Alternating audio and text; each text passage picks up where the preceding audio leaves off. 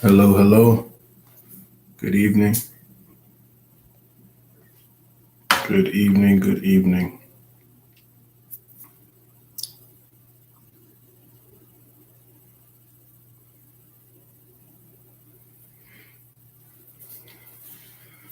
Hello there. Hello, hello. Good evening. Good evening, everybody. Good evening. What's going on? Hello, hello, hello, hello, and hello.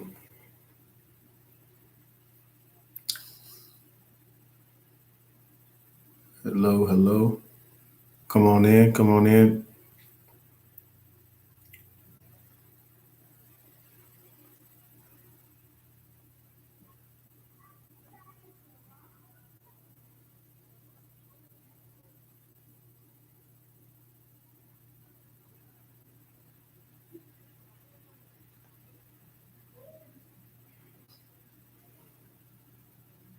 Hello, Dr. Kim. What's going on?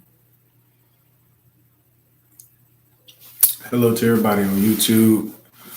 Hello to everybody on Facebook. I'm excited about this Deep Thought Thursday. Very familiar passage of scripture. We're actually continuing the thought of what we did, what we talked about from John 15, um, dealing with Jesus being the true vine. And I did mention that I was going to do a special um, to really focus on what script, one of the verses from that particular text in John 15, and that is how how God uses the for the branches that produces fruit. He prunes it. He clips it. He prunes it so it will produce more fruit. And so today we want to go over the pruning process, and so really focus on that.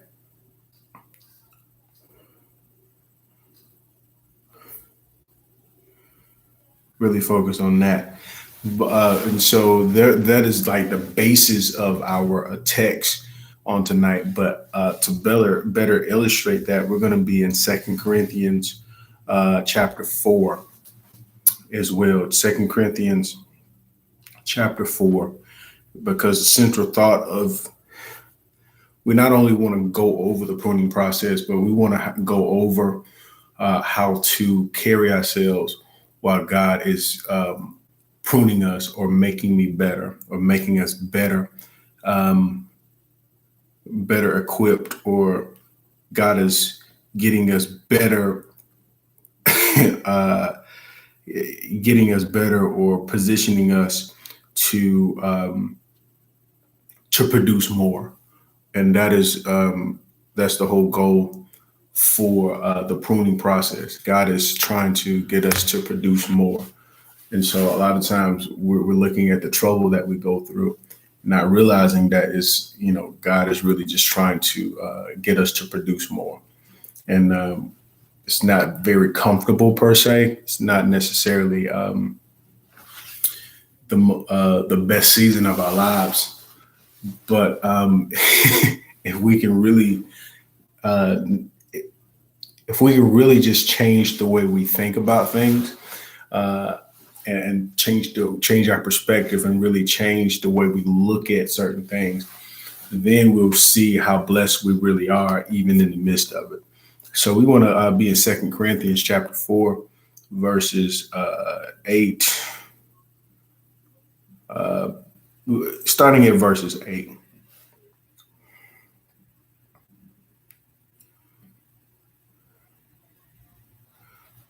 Very familiar passage. Good evening. God bless you.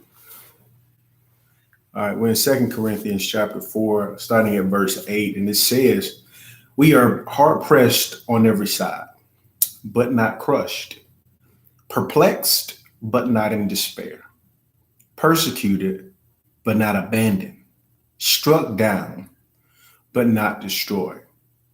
We always carry around in our bodies the death of Jesus, so that the life of Jesus may also be revealed in our body. For we do, for we who are alive are always being given over to death for Jesus' sake, so that his life may also be revealed in our mortal body. So then death is at work in us, but life is at work in you. All right. So we want to really focus on this. God is building me. And so, just like I said earlier, for those who just came in, last week we were in John 15. And in John 15, Jesus is teaching his disciples. These are his last teachings before he is crucified on the cross for all of our sins. But as his disciples, he was teaching them some very valuable lessons. And so he was illustrating how God is the gardener and he is the true vine. And our role in that particular teaching is we are the branches that are on the vine, and our job as vines, as branches on the vine, is to produce fruit. And so, and he made it very clear that it's no way we can produce fruit without him. We only way we can produce fruit is through the vine, who is Jesus. And so, not only are we expected to produce fruit, but through him we can produce much fruit. Without him, we can't. And so, and in it, he mentioned that that anyone that produces fruit, that the gardener will prune or clip them a little bit, just so that they can produce much more fruit. And a lot of times we go through various trials and tribulations, and we don't understand why God is allowing certain things to happen, why we're dealing with certain things in our lives, why we're going through so much. And it's not because God is being mean. It's not because God is punishing us, but he's simply making us better. I mentioned, and I've grown to realize this over the years, that the people that are constantly complimenting me and the ones that are constantly telling me, hey, you made it, you're the band, you this, you're that, you're perfect, are the ones that are the main ones I need to stay away from. But it's the ones that's constantly on me, constantly challenging me to be better, constantly telling me, hey, you need to be better, you need to do better. I expect more out of you. I need more out of you. Those are the ones that are so valuable to you, because those are the ones that see better out of you. And if you constantly have a group of people that's constantly telling you, hey, you made it, you won't have a mindset to you won't have a mindset to do better, because you think you've arrived. But if you have those real friends in your life that's constantly telling you, hey, you're doing good, but like you could do better. You know what I'm saying? We still have a goal to reach. We still have things that we need to go after. And so with those type of people in our lives, those are the type of people we need to be around. Those who are constantly saying, hey, you're doing good, but you can do better. This is why I give a shout out to my pastor, Bishop Miles Fowler, because over the years in ministry, every time I do something really good, he wouldn't compliment me. He just say, okay, good job, but stay humble. Stay humble. Don't get the big head. And so, and like back then, I really didn't understand why he would say something like that, but it was simply to keep me humble, to really allow myself to get better and grow and get to that next level. And so now I'm at the place where I have the mindset to be better in all that I do, not only in just ministry, but in all that I do. And I've learned to appreciate the people that take the time to really tell me what I need to do to get better, never be satisfied. And so in our text, To better illustrate the pruning process in John 15, we have to take on a perspective change. We must understand that there are things that are going to happen in life. There are things that are going to happen in life, regardless of how we feel about it, regardless of how, um, regardless of how we feel about it. It's going to be some things that's going to happen in life that we cannot control. It's going to be some things that's going to happen that's beyond your control. There's nothing you can do about it. There's nothing you can pray away. It's just something that God allowed it, and it's not going to kill you. Okay. And so I believe I preached a message before, but did you die? A lot of times we're looking at what happened to us, but we're not looking at the outcome of it. Because if you really take inventory of everything that happened to you, it was supposed to be even worse outcome than what actually happened to you. And so a lot of times we have a tendency to not thank God for what He's doing, even when all hell is breaking loose.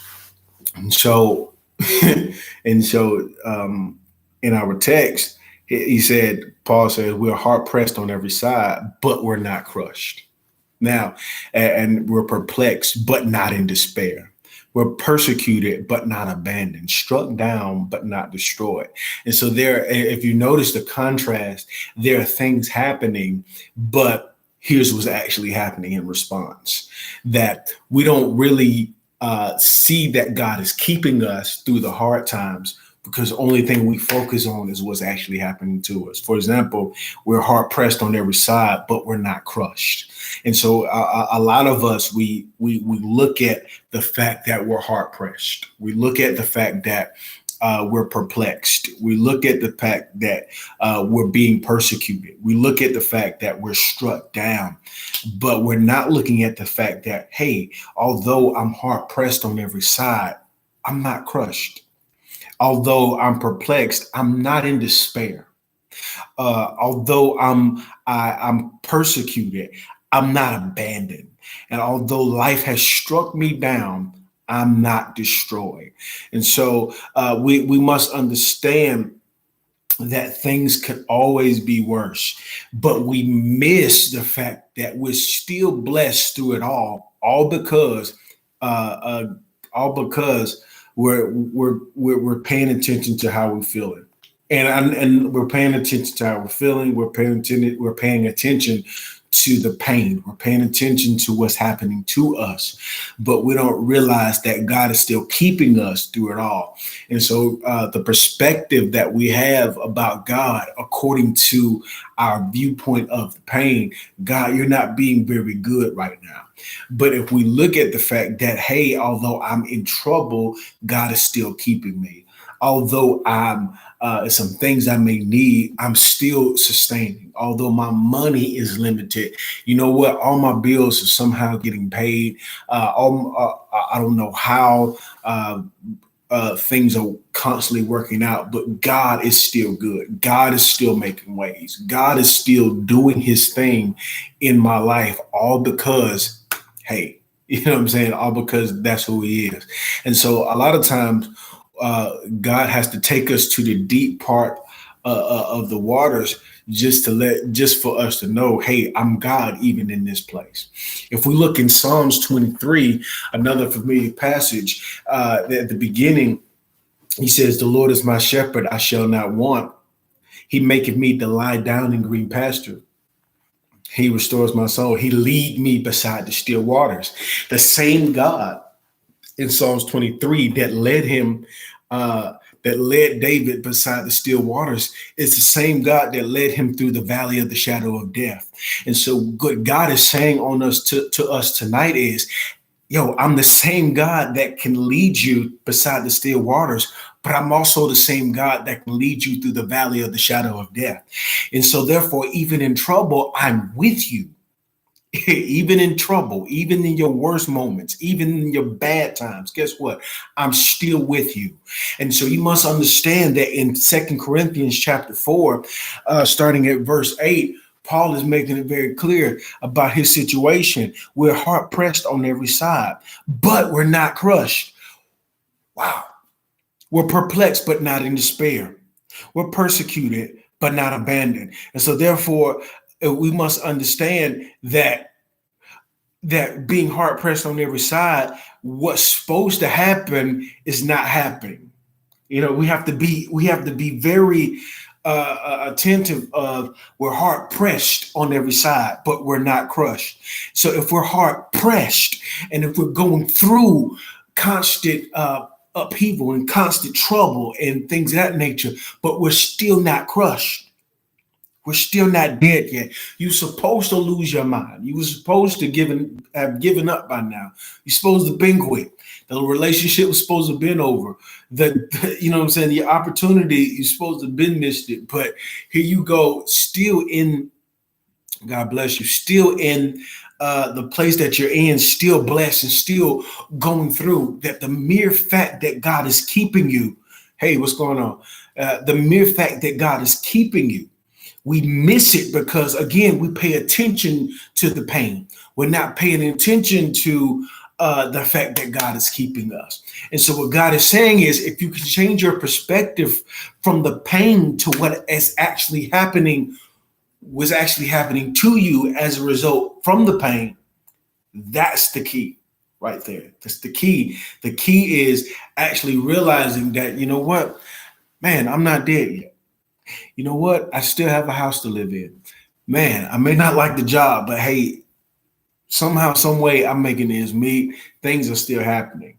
It don't look like if I really take inventory of what's actually happening and realize and take a look at what's actually going on as a result of it, I realize that God is making ways out of no ways, and I don't know how he's doing it.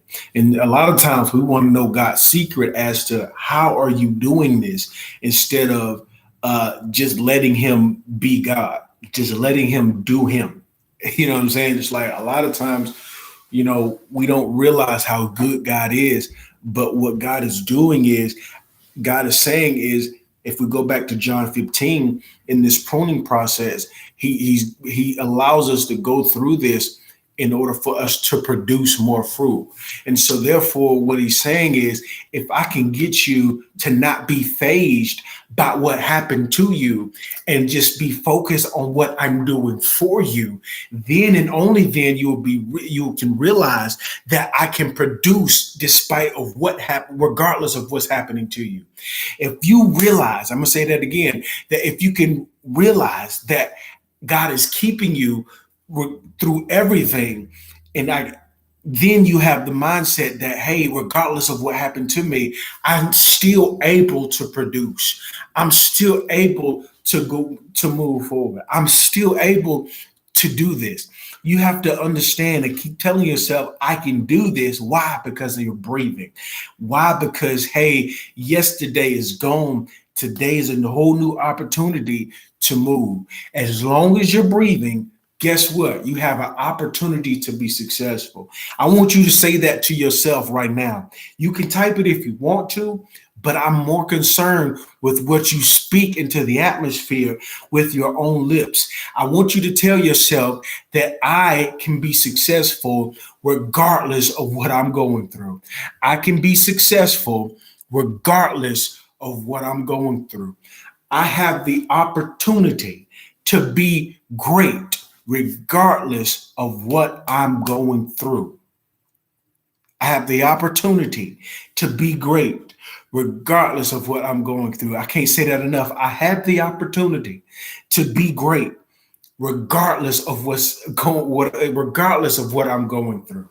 And you must understand that although we're going through the hell that we're going through, and although we're going through various trials and tribulations, and although we're going through all this stuff that we're going through, God is still good. Here's why he's good, because although there's persecution going on, although I'm being mistreated, although I'm going through various trials and tribulations, although I may not feel my best, I'm still moving. And as long as you're taking a step, you're progressing every day. As long as you're taking one step every day, you're getting one step closer to reaching the goal. You're getting one step closer to that goal you're trying to reach. That's right. I have the opportunity. You have the opportunity to be successful regardless of what you're going through. Because if you actually look at what was supposed to happen, you know what I'm saying, and what's actually happening to you, you realize that, hey, God is better than what we thought he was. Because a lot of times during trouble, we don't see how good God is. We just see the trouble. We just see the hell that we're going through. We don't see you. You just notice the persecution. Let's be petty for a second. You may not be in any real trouble, but you on your job, may have people talking about you. You may be on a job where your name is constantly on people's mouths, and they're constantly talking about you, saying he thinks he's this or she thinks he's that. If you can just focus on the fact that another person has for some reason has your name in their mouth, and you ain't did nothing to them, hey, you must be a threat. You must be doing something amazing. If somebody voluntarily has you on their mind, you must be doing something amazing. And so therefore, regardless of who's talking about you, regardless of who's coming against you, regardless who's spreading lies and trying to stop your progress, you still have the opportunity to be successful regardless of what you're in.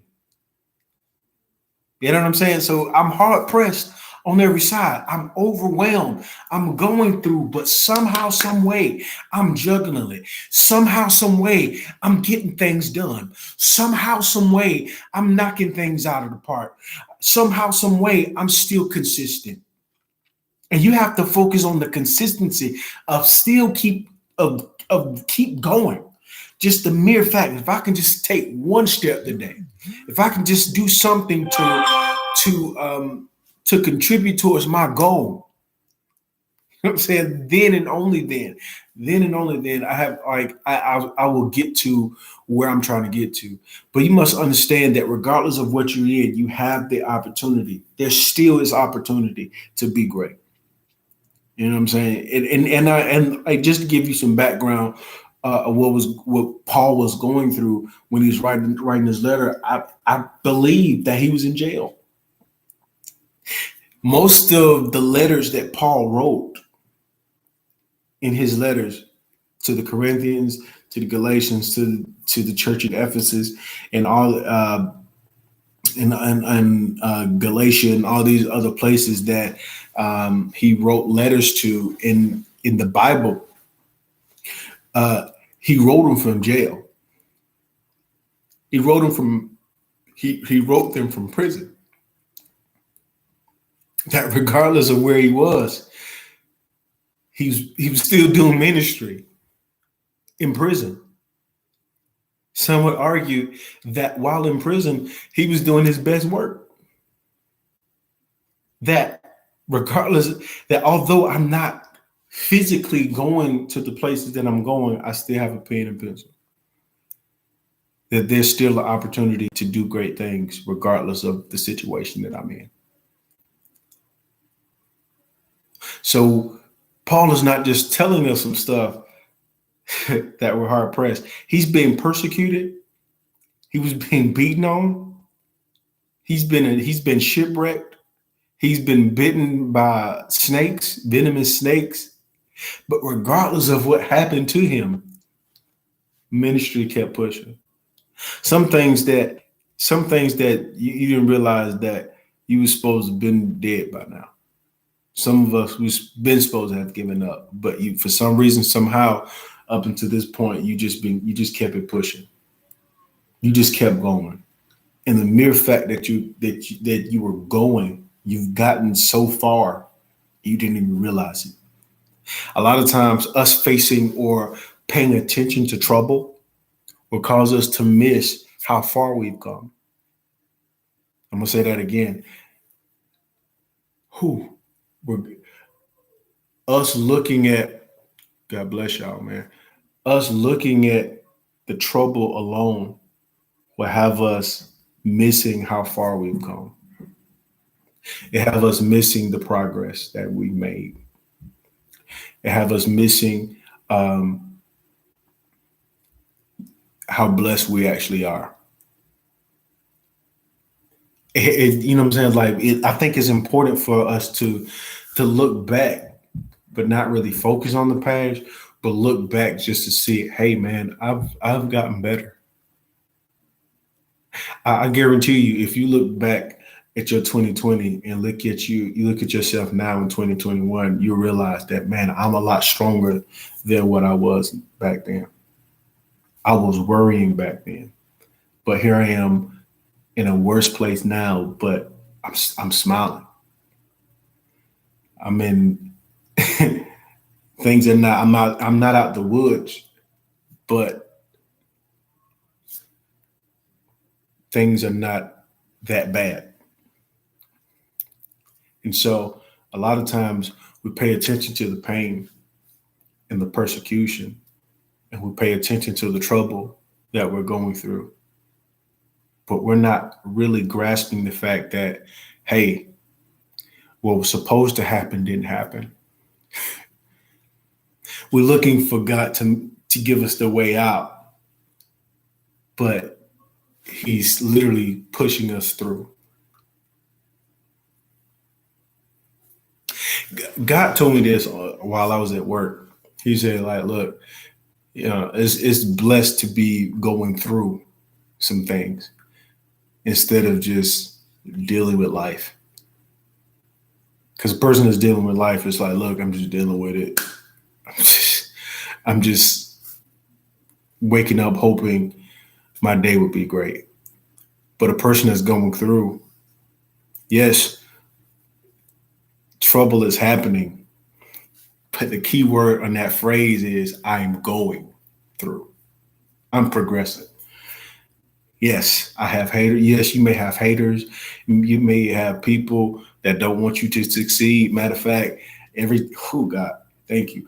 Every step you take, if you really want to quote something, every step you take, you make the devil nervous. You make haters nervous. The more steps you take, you make haters nervous. And so my thing is, instead of worrying about the trouble that the things that's happening to you, focus on that next step. Because the more steps you take, the more nervous the enemy gets. Because he's banking on you giving up. That's what he's banking on. That's what he's hoping. He's hoping that you don't see your full potential, that you don't live up to your full potential. He's banking on that. And as long as you can just focus on not necessarily being perfect, but simply going forward and being great. It doesn't matter what happens to you. You'll be able to notice how good God is. You'll be able to notice your growth, and you'll find yourself achieving more. Why? Because you're you're stronger. Last and final point: God is building us not only for future trouble, but He's building us for future blessings. There's a lot of things there's a lot of blessings that we ask for that we can't carry right now. So a lot of times God has to build us up not only so we can produce more, but we can carry more, so we can handle more. Because every blessing, every big blessing has big responsibilities to it. Every big blessing has bigger responsibility. So therefore, everything that God is doing, we have to be careful to realize that, hey, God is doing great things, but I have to be a good steward over what He's given me. So the greatness has to continue. There's no breaks. The greatness have to continue. I'm gonna stop it right there, guys. I love you all. Hopefully, uh, something was said that blessed you. I hope all this makes sense. Um, uh, I hope this was. I pray that this was confirmation to a lot of us, because I believe God is doing some great stuff in the lives in our lives individually, but He's also doing great things uh, for the kingdom of God on earth for all these churches. I believe church will never be the same. I believe God is restoring the credibility of the church, and I believe His plan is going forward, and a lot more people are being reached outside the four walls of a building, and we're really focusing on actually going forward and doing ministry. And so let us continue to pray one for another. Let us continue to uh, take those steps and keep it moving, and not necessarily focus on your trouble, but focus on the fact that through it all, the same God that led David in Psalm 23 to the still waters is the same God that led him through the valley of the shadow of death. And I just want you to know that you're going to make it. You're going to make it. You're going to make it. You're going to win. I love you all. God bless you. Continue to pray for each other, one for another. And hey, it's almost Friday. So enjoy your weekend. Love you all. God bless. And peace. Peace, wherever you are.